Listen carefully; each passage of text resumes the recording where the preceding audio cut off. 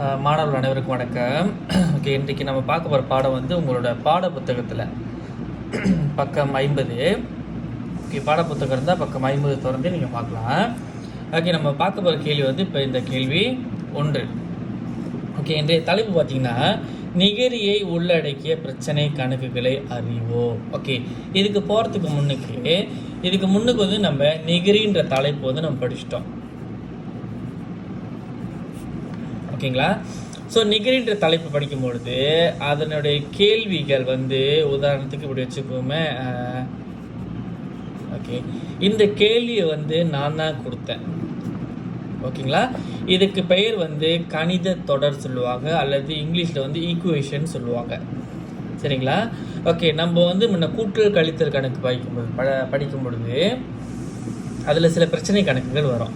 So அந்த பிரச்சனை கணக்கில் உதாரணத்துக்கு கூட்டணும், கழிக்கணும், பெருக்கணும்னு வரும்பொழுது நான் முதல்ல உங்களை இந்த ஈக்குவேஷன் கணித தொடர் எழுத பழகி கொடுத்துருக்குறேன். ஓகேவா? அப்போ நீங்கள் கேட்டீங்க ஏன் இதை எழுதணும்னு கேட்டீங்க. ஓகே, ஏன் எழுதணும்னா இப்போ உங்களுக்கு தெரியும் ஏன் அந்த ஈக்குவேஷனை நான் உங்களுக்கு எழுத சொன்னேன்னு. ஓகேவா? ஞாபகம் இருக்கும்னு நினைக்கிறேன். போன தடவை பரீட்சையில் கூட அந்த ஈக்குவேஷன் கணித தொடர் நான் எழுத சொன்னேன். உதாரணத்துக்கு அது கூட்டணுமா? ஓகே, 25 கூட்டல் 30 கூட்டல் 68. ஓகே, இதுதான் அந்த ஈக்குவேஷன். இதை நான் உங்களை எழுத சொன்னேன் முன்னே.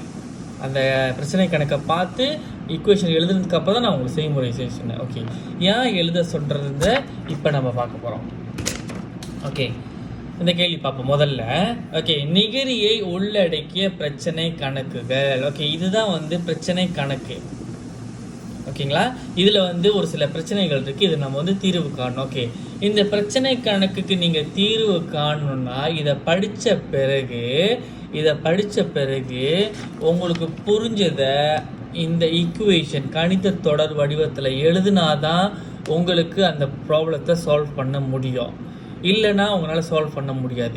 இவ்வளோ நாள் இந்த கணித தொடர் k கூட்டல் 5 சமக்குறி 25 வந்து நான் தான் கொடுத்துக்கிட்டு இருந்தேன். இப்போ இனிமேல் நீங்கள் என்ன செய்யணும்னா இந்த பிரச்சனை கணக்குலேருந்து இந்த ஈக்குவேஷனை கணித தொடரை நீங்களே சுயமாக உருவாக்கி சால்வ் பண்ணணும். ஓகேங்களா? ரொம்ப சுலபம் தான், பயப்பட வேண்டாம். பார்க்கலாம்.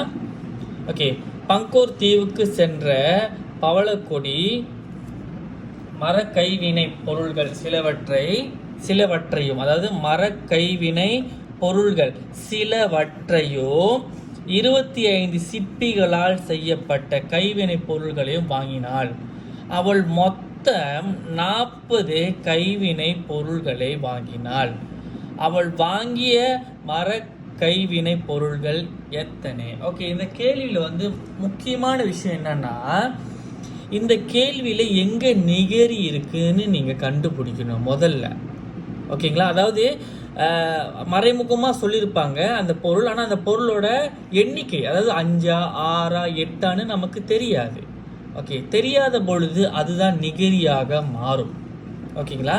ஓகே, இப்போ இந்த கணக்கில் பாருங்கள். பங்கோர் தீவுக்கு சென்ற பவளக்கொடி மரக்கைவினை, அதாவது இதுதான் மரக்கைவினை பொருள்கள் சொல்லுவாங்க. மரக்கைவினை பொருள்கள் சிலவற்றை.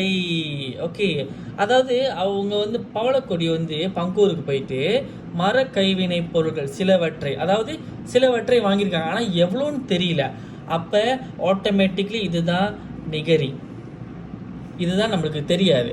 ஓகே, சிலவற்றையும் 25 சிப்பிகளால் செய்யப்பட்ட கைவினை, அதாவது சிப்பிகளால் செய்யப்பட்ட 25 பொருள் கொடுத்துட்டாங்க. அப்போ இந்த 2 பொருள், அதாவது மரக்கைவினை பொருள்கள் சிலவற்றையும் 25 சிப்பிகளால் செய்யப்பட்ட கைவினை பொருள்களையும் வாங்கினால் அப்போ இந்த 2 பொருளை வாங்கியிருக்கிறாங்க அவங்க. ஓகே, சிலவற்றையும் சிப்பிகளையும் வாங்கியிருக்காங்க. சிப்பி வந்து 25 வாங்கியிருக்காங்க, இது வந்து நம்மளுக்கு தெரியல. ஓகேவா? அடுத்த கேள்வி வைப்போம். அவள் மொத்தம் 40 கைவினை பொருள்களை வாங்கினாள். அவள் வாங்கிய கைவினை பொருள்கள் எத்தனை? அப்போ இதுதான் நிகரி. ஓகேவா? ஸோ மொத்தம் 40 வாங்கியிருக்கிறாங்க. அப்போனா இதோட கணித தொடர் பார்த்தீங்கன்னா மொத்தம் சொல்லும்போது அதுதான் விடை. சமக்குறிக்கு பக்கத்தில் உள்ள எண் 40. ஏன்னா அவங்க என்ன சொல்கிறாங்கன்னா அவங்க கைவினை பொருள்கள் சிலவற்றையும் 25 சிப்பிகளால் செய்யப்பட்ட கைவினை பொருள்களையும் வாங்கினாள். அப்போ இது ரெண்டையும் வாங்கி மொத்தம் வந்து அவங்களுக்கு 40. ஓகேவா? ஸோ மொத்தம் 40 கிடைக்கணும்னா கண்டிப்பாக அந்த 2 பொருளையும் அவங்க என்ன செஞ்சுருக்கணும், மொத்தம் கிடைக்கணும்னா அந்த 2 பொருளையும் அவங்க என்ன செஞ்சுருக்கணும், கூட்டியிருக்கணும். சரிங்களா இல்லையா? ஓகே, கூட்டியிருக்கணும். அதில் ஒரு பொருள் தான் 25, இன்னொரு பொருளே நமக்கு தெரியாது. அப்போ அதுதான் நிகரியாக மாறும். அப்போ இந்த கணக்கோட கணித தொடர் பார்த்தீங்கன்னா கே கூட்டல் 25 விடை 40. ஓகே, இதை நம்ம சால்வ் பண்ண போகிறோம். ஸோ சமக்குறிக்கு பக்கத்தில் உள்ள எண் வந்து மாறாதுன்னு நான் உங்களுக்கு ஏற்கனவே சொல்லியிருக்கிறேன். ஓகே, இங்கே பார்த்தீங்கன்னா நிகரி மட்டும்தான் நம்ம இங்கே எழுதுவோம். நெகிரியை தவிர்த்துள்ளது எல்லாமே சமக்குறிக்கு அங்கிட்டு கொண்டுட்டு போகிறோம். ஓகே, இங்கே பார்த்தீங்கன்னா யார் இருக்கா, பாசிட்டிவ் கே. பாசிட்டிவ் கே சமக்குறி தாண்டும் பொழுது நெகட்டிவ் பாசிட்டிவ் 25 சமக்குறி தாண்டும் பொழுது நெகட்டிவ் 25. சரிங்களா? அப்போ 40 25 கழிச்சா 15. ஓகேங்களா? அப்படி உங்களுக்கு தெரியலன்னா சைக்கிளை நீங்கள் செஞ்சு பார்க்கலாம். ஓகேங்களா? ஓகே, இது முதல் கேள்வி. இப்போ நம்ம அடுத்த கேள்வி பார்ப்போம்.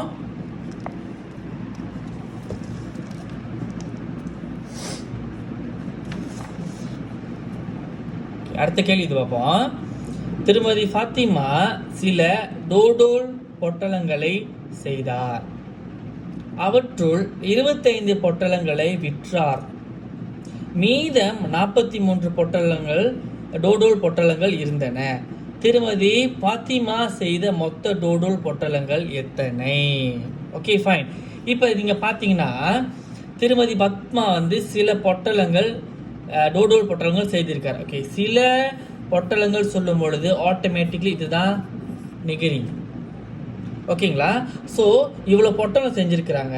செய்த பிறகு அவற்றுள் 25 பொட்டலங்களை விற்றார். ஓகே, விற்றார் சொல்லும் பொழுது நம்ம என்ன செய்முறை பயன்படுத்தணும்? ஓகே, வித்துட்டாங்க.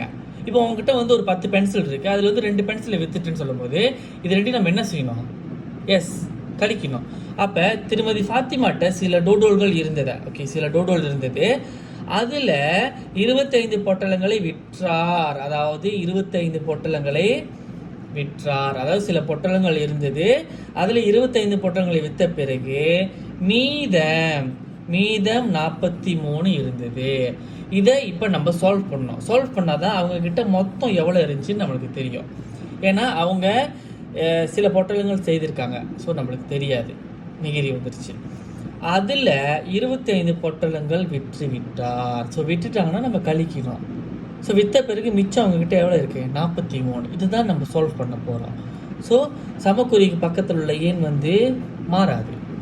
அப்போ இங்கிட்டு வந்து நம்ம நிகரி தான் போடுவோம். நிகரி இல்லாத எண்கள் எதுன்னு பார்த்தா நெகட்டிவ் 25. இப்போ நம்ம அங்கிட்டு கொண்டுட்டு போனோம்னா பாசிட்டிவ் 25 தான் வரும். ஸோ இதை நம்ம கூட்டணும்னா 8 7 78 வரும். அப்போ திருமதி ஃபாத்திமா செய்த மொத்த டோடோல் பொட்டலங்கள் 78. ஓகேங்களா? ஓகே, இது இரண்டாவது கேள்வி. இப்போ நம்ம அடுத்த கேள்வி பார்ப்போம். அதாவது இந்த பிரச்சனை கணக்கை நீங்கள் புரிஞ்சுக்கிட்டா தான் உங்களால் அதோட ஈக்குவேஷன், அந்த கணித தொடரை உங்களால் உருவாக்க முடியும். உருவாக்கினா தான் நம்மளால் சால்வ் பண்ண முடியும். அடுத்து பார்ப்போம். திருவோங் 60 அகராதிகளை வாங்கினார். அதாவது 60 அகராதிகளை வாங்கினார். அவற்றுள் சிலவற்றை தமது வகுப்பு மாணவர்களுக்கு கொடுத்தார். மீதம் அவரிடம் 22 அகராதிகள் இருந்தன. திருவோங் தமது பள்ளி மாணவர்களுக்கு எத்தனை அகராதியை கொடுத்தார்? Okay, fine. கேள்வி தெளிவாக புரிஞ்சுக்கணும். திருவோங் 60 அகராதிகளை வாங்கினார். அவற்றுள் சிலவற்றை வரும்பொழுது இதுதான் நிகரி. அப்போ திருவோங் வந்து 60 அகராதி வாங்கினாரா இல்லையா? அதில் சிலவற்றைனா கே வகுப்பு மாணவர்களுக்கு கொடுத்தார்னா என்ன குறி பயன்படுத்தணும்? கொடுத்துட்டீங்க அப்படின்னா கொடுக்கும் பொழுது நம்மள்கிட்ட குறையுமா இல்லையா? குறையும்னா கழித்தல். அப்போ திருவோங்கிட்ட 60 அகராதி இருந்துச்சு. சிலவற்றை வகுப்பு மாணவர்களுக்கு கொடுத்தார் தான் இந்த குறி வந்துருச்சு.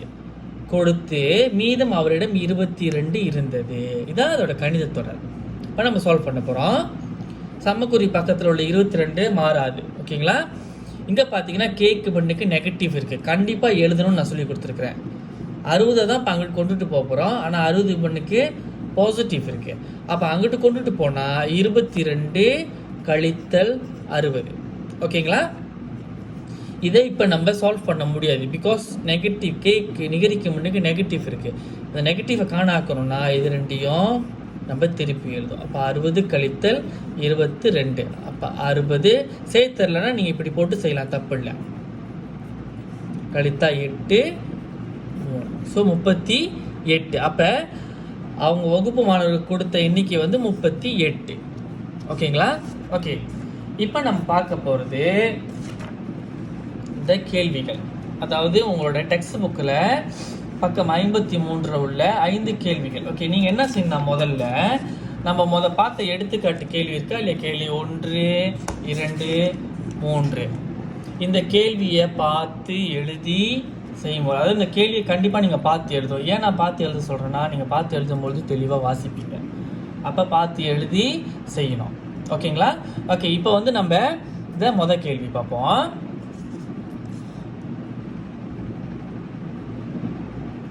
வாசு 8 வெளியூர் நாணயங்கள் வைத்திருந்தான்.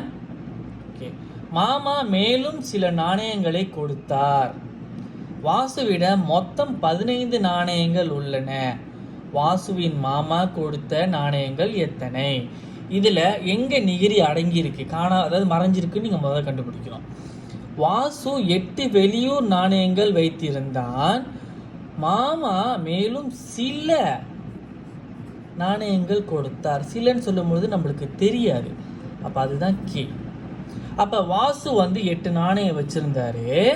அவங்க மாமா மேலும் சிலன்னு சொல்லும்போது இதுதான் கே. அதாவது மேலும் சில நாணயம் கொடுத்தாருன்னா, மேலும்னா நம்ம கிட்ட இருக்கிற நாணயம் கூடுமா குறையுமா? கூடும். அப்போ இது ரெண்டையும் கூட்டணும். அப்போ அவங்க மாமா கொடுத்ததுக்கு அப்புறம் அவங்ககிட்ட உள்ள மொத்தம் வந்து 15. இதுதான் அதோட கணித தொடர். ஓகேங்களா?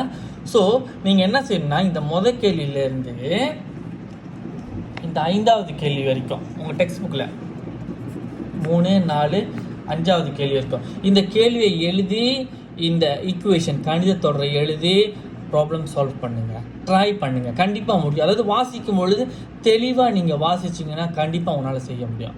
ஓகேங்களா? நன்றி மாணவர்களே.